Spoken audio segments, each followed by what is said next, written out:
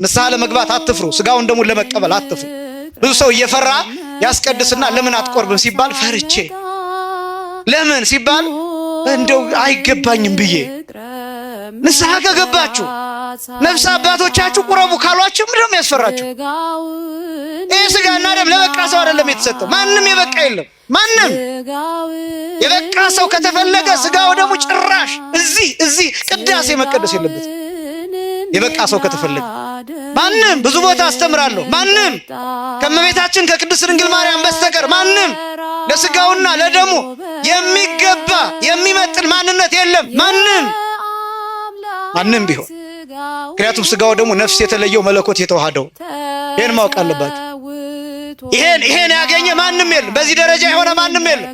ግንሳ ስጋው ደሙ ለማን ተሰጠ? ለኃጢአተኞች ተሰጠ።